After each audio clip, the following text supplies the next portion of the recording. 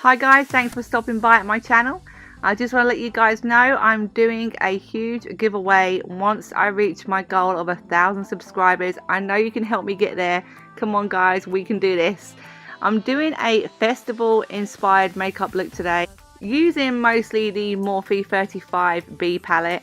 Once again, I'm enjoying using these colors. It'll probably be my last one doing this palette for a while. I don't want to get too repetitive.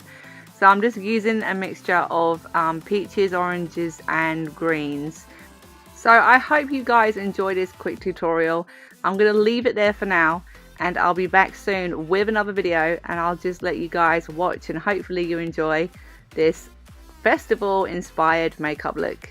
I'll see you soon.